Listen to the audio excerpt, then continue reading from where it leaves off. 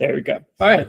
We are recording. We are live, Awesome. so to speak.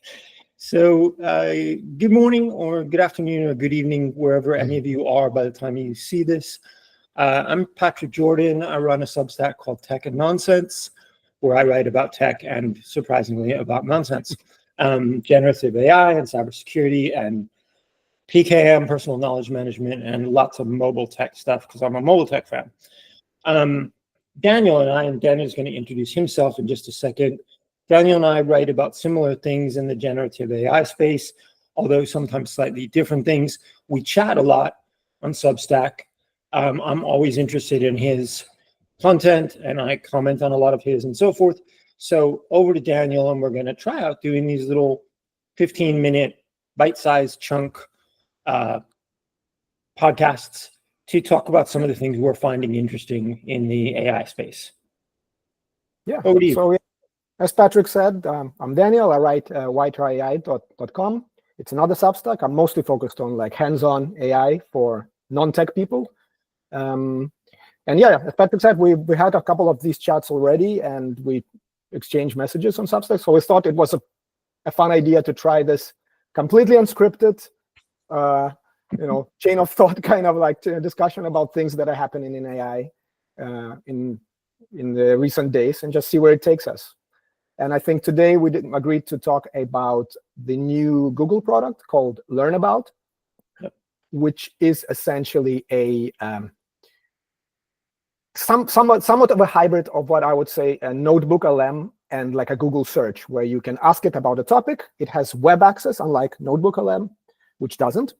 And it tries to create a structured learning pathway for the user to dive deep into that topic and chat about it.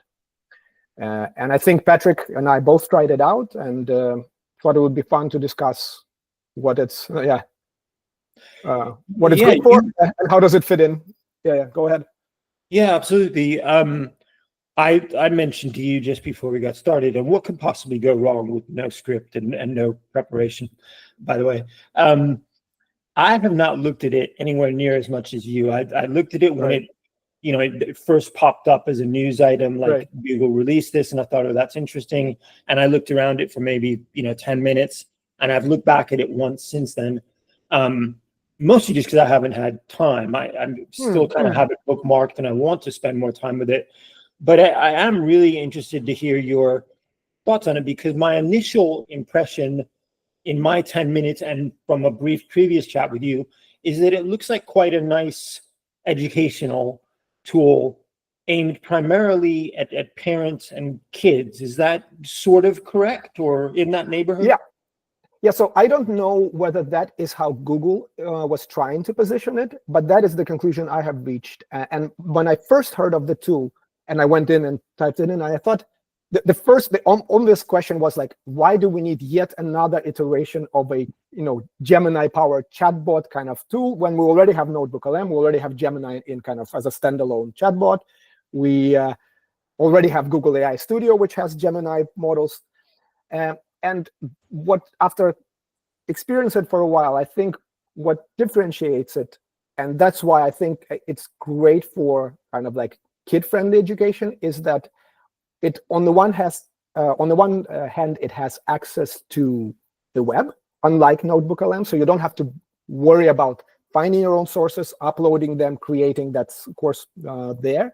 You can just say, I want to know about, I don't know, Saturn or whatever, or the solar system or frogs, whatever it might be.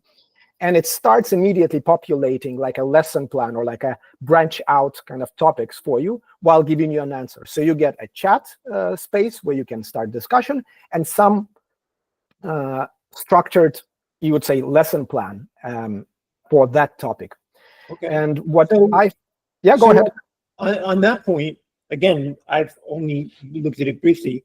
I don't know whether you and I have not talked a great deal about what we do professionally, which is fine. I don't know if you've ever worked as an educator, but would you say that with that lesson plan capability, is it something that you feel like teachers or even people who homeschool their children, I guess, could use it as that sort of pretty useful educational tool? Right. Hypothetically, I would think so. I think right now, the way it's presented, it's basically a sort of a pathway for you to explore the topic, because ostensibly it's not marketed, to the best of my knowledge, as a pure education tool. It's Right. more a tool for you to start. It's kind of like a mind map come to life in the form of a chat, right? You say topic is this, and it says, oh, here are all the branches of that topic you can consider exploring. Click on the one that you like, while also you have the chat interface where you can actually ask your own questions and not necessarily follow that lesson plan. I called it lesson plan, but it's just a structured list of branch out topics. I But like what I that- found makes it. that term What I you found makes use. it. Oh, go ahead. Sorry, I think we have like a lag. If I was Google's marketing people, I just like the term you said, a mind map come to life or something. That was a cool term. Yeah. Well, there you go. You can have it for free, Google. Actually, wait, not for free. Wait, pay me money. I'm gonna. Anyways. So I have another question for you. Go for it. The way when I even before I looked at it, when I just saw, I don't remember on which site, but whichever site, let me know that Google has this new thing called Learn About. I think the way they framed it, or at least the way I interpreted it, was this might be another effort by Google to react to Perplexity and ChatGPT search and threats to its dominance as a search engine. So Learn About would be a new approach to search taken by Google. Now, does it feel to you like it's that at all, or it's something completely different? It feels slightly different, and it feels slightly more academic. And that was actually the point I think I was trying to get to from the beginning, is that the reason I think it's suitable for parents, to the extent that it might be, is that based on what I've seen so far, the sources it leans on are kind of pre-vetted.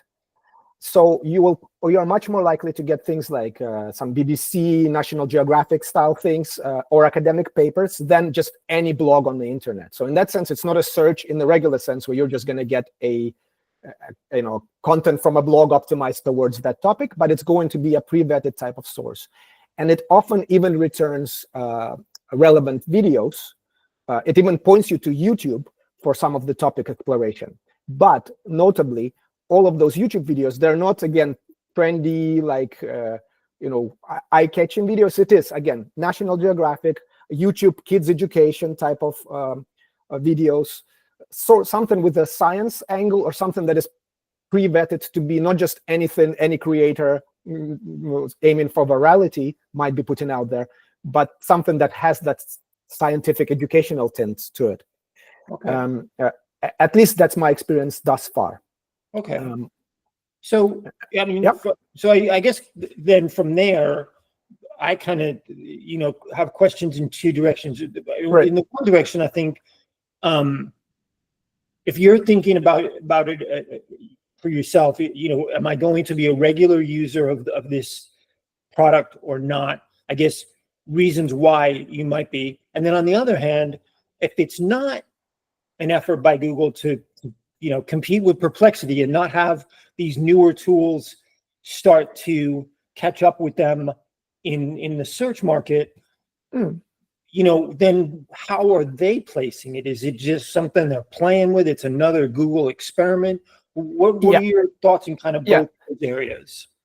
It seems like it very much is. It quite literally is called an experiment. I think you still need to be signed up to maybe Google Labs, or I think it only has rolled out in the US. The only reason I can use it is because I have a VPN, because being placed in Denmark, I am unfortunately always hurting when new things come out, and they usually come out in the US.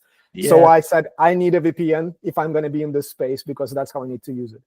So it is very much a beta product, but I can absolutely see it being positioned as a sort of something that you can use together with your kids, maybe to explore topics, because it has these pre-vetted sources that I've noticed. But another thing it has is 2 buttons, or there might be more, but the 2 ones that stuck out to me is go deeper. And that is maybe if you're like, okay, this is interesting, but I actually need to know more about this topic. But the other one is have a button called simplify. And you can click that button as many times as you want until you get the topic. So if it tells you, Saturn is a planet, it's a 6th planet in the solar system, and you go, I don't know, simplify. And then it will probably dumb it down or bring it down to the kids level, or and say, well, you have different things rotating around the Earth, and so on and so forth. It will kind of try to give analogies and metaphors that are understandable to someone who might not have technical knowledge for whatever topic you're diving into. And for me personally, it's the first tool where I actually was confident enough to go and put it in front of my son and say, let's sit down, I can actually show you something. Because everything else, when I show him, like, but what if he keeps exploring and then it's going to get to this weird blog and it's not, it's written by some random person. Can I really trust it? This one felt like I could actually put my son in front of it. Still, I would be there because it's an LLM he's interacting with, so anything can happen. But I would still say, like, you want to learn about whatever it is, monkeys and where they live, go for it. Just like you can explore this on your own now. That's great. Just for people who, if anybody decides to listen or watch this, how old is your son? Just to give people an idea of the age group this might be suitable for. Exactly. He's 9 now. He'll be 10 next year in May. Okay. I mean, he knows I write about AI. I've shown him a couple of funny things you can do with AI, but this is the first tool where I'll be like, I'm actually comfortable having my son interact with this. Not probably without supervision. Again, I'll probably be there, but just like, this is something that is not going to take him into a weird corner of the internet. It has all the caveats that come with LLMs in general, because LLMs can hallucinate. It can still tell him stuff that might not be 100% accurate. So I would still have to teach him some hygiene of how do you actually vet sources, how do you not trust just what the chatbot wrote, how do you actually double check it. But it is something that creates a very easy pathway to learn and explore a topic by just picking a lesson plan or a simplify or go deeper button, with the option for yourself to type something like, how many moons does Saturn have, or whatever it might be. Okay. Well, I do think now you cemented it. I think Google definitely needs to offer you a job. You came up with the map come to life, and now it's also the only tool that you're comfortable with sharing with your child. So yeah. That's a Google. I'm becoming an inadvertent Google shill. Yeah, that's a Google TV ad right there. So okay, we've got about 3.5 minutes left in our. We've said we will not go beyond 15 minutes. Right. Otherwise, there will be penalties close to death. So I think maybe my last question or close to it, that's great on something you can share with your child. It is cool that you can dive deeper and you can make it simpler. What about if you leave kids completely out of the picture, just for yourself as an adult? How often do you think you would picture yourself using it and finding it useful? I mean, is this every day you would use this, once a week you would use this? Yeah, I mean, I think whenever I have a topic that I'm interested in exploring and I want kind of the academic neutral version of it, I could see myself going to learn about and try. And I actually have done that. I've listened to a podcast called 99% Invisible. I guess you might be familiar. Roman Mars, he does like, he looks into the design of invisible things. It's really fascinating. It's great. And he had a person on who was talking about his own podcast, Memory Palace, about the one of the chapters was about the construction of the Brooklyn Bridge and how they use these so-called caissons. It's how these pillars are put into the ground. And I thought, caisson, what the hell is a caisson? Yeah. And I saw myself going like, let me go to learn about and look more at this caisson. I immediately saw the pictures, the visuals, the structured like exploration plan, and actually got quite a bit out of it. And it brought me back to ancient times where things were not called caissons, but they were very much the same principle of building pillars in the water. So I would say I see myself probably gravitating to it for now, for something that doesn't require me, unlike NotebookLM, it doesn't require me to go out there and source the material myself and throw it into something. It literally requires me just to go and start with a quick topic search and suddenly have an exploration path. So it's a very good tool for that, I think. That's really interesting, because that sounds like it might land in something you use every day. It might not be 10 times a day, sure, but you use it every day. So that's very interesting. We have about 1.5 minutes, so I will just mention a funny little side note from that, the Brooklyn Bridge. This is quite a number of years back I read this, but one of my favorite books I've read in that kind of history genre, there's a very famous journalist who wrote for, I think, the New York Daily News, one of the major New York newspapers, which was not the New York Times, but he was a columnist for that paper, a very famous one for decades. And he wrote a a fairly lengthy book purely about the construction of the Brooklyn Bridge, and it was actually a fascinating book. The number of people who died in the construction of that bridge, the engineering that went into that at the time was groundbreaking, in every sense. So anyway, that was a funny little sideline from you learned about caissons and whatever. Exactly.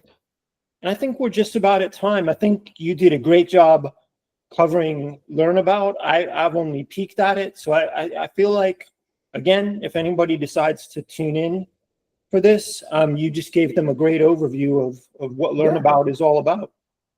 Yeah, exactly. And go explore it for yourself if you're in the US or if you have VPN. Just, whoever is listening.